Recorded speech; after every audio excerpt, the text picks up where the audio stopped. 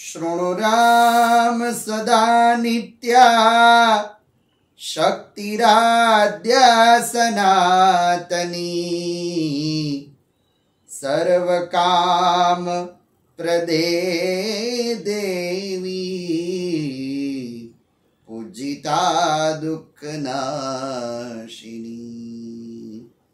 सौ आत्मीय जनों ने डॉक्टर कृणाल जोशीना प्रणाम। जय अंबे। शक्तिनी भक्तिनु पर्व नवरात्रि।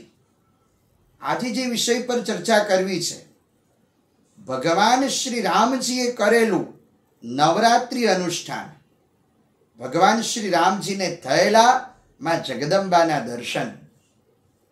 તો જ્યારે ભગવાન શ્રી રામજી પ્રવર્ષણ પર્વત ઉપર હતા તે સમયે દેવર્ષિ નારદજીનું આગમન થયું।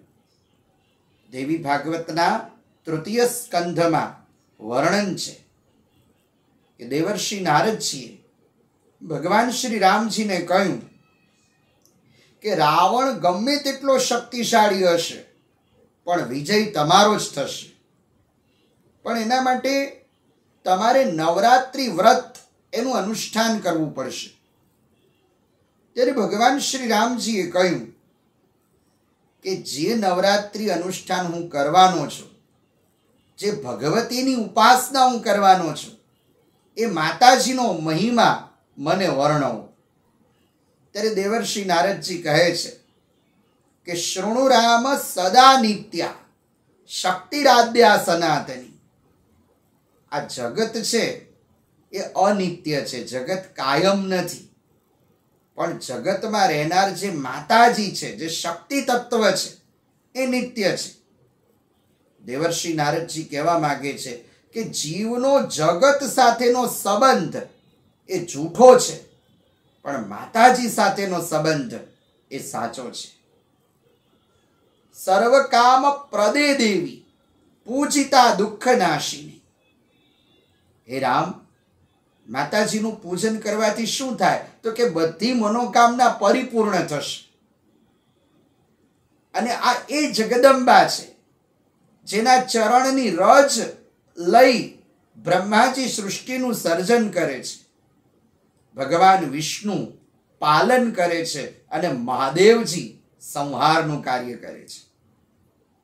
તો આવો શક્તિનો મહિમા વર્ણવ્યો।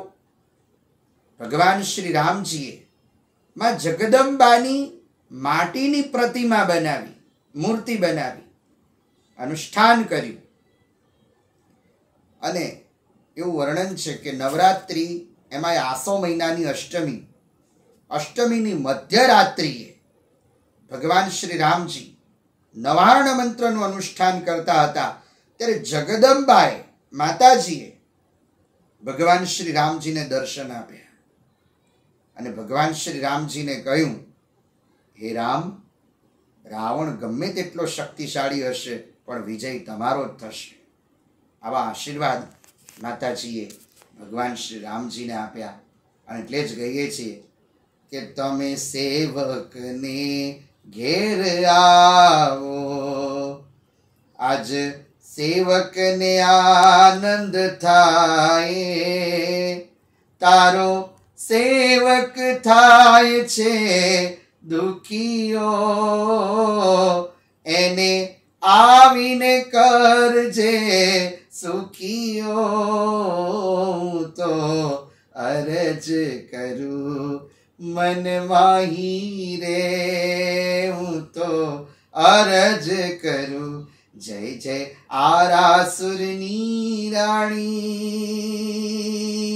ઓ માત ભવાની રે, હું તો અરજ કરું મન માહી રે, હું તો અરજ કરું।